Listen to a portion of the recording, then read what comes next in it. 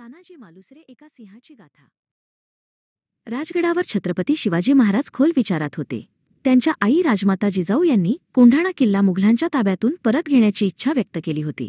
कोंढाणा परत जिंकायलाच हवा, महाराज म्हणाले, पण ही सिंहाच्या जबड्यात हात घालण्यासारखी कामगिरी कोण पार पाडणार?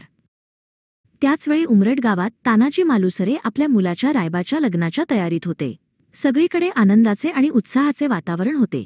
तेवढ्यात महाराजांचा एक दूत तिथे पोहोचला। महाराजांनी तानाजींना तातडीने राजगडावर बोलावले होते। तानाजींनी क्षणाचाही विचार केला नाही। त्यांनी लग्नाची तयारी थांबवली आणि ते गरजून म्हणाले, आधी लगीन कोंढाण्याचं, मग माझ्या रायबाचं। ते लगेच राजगडाकडे निघाले। त्यांची ही स्वामीनिष्ठा पाहून सर्वजण थक्क झाले। राजगडावर महाराजांनी तानाजींना कोंढाणा जिंकण्याची अवघड मोहीम सांगितली।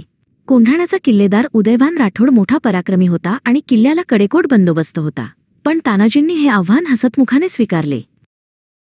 एका काळोख्या अमावस्येच्या रात्री तानाजी आपले भाऊ सूर्याजी आणि शेलार मामा यांच्यासोबत निवडक मावळ्यांना घेऊन कोंढाण्याच्या पायथ्याशी पोहोचले।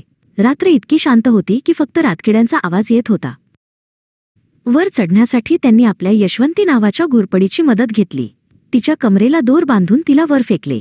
मावळे त्या दोराच्या सहाय्याने तो उभा कडा चढू लागले।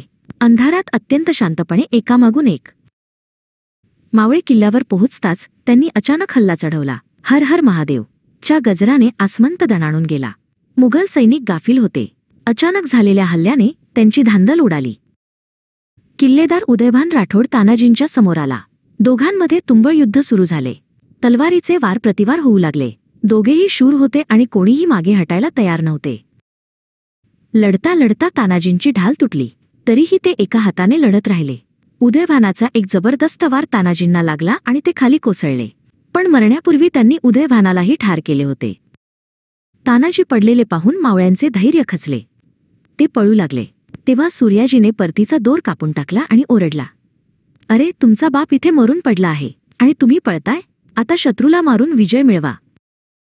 राजगडावर महाराजांना विजयाचा इशारा मिळाला, पण त्यानंतर तानाजींच्या मृत्यूची दुःखद बातमी आली।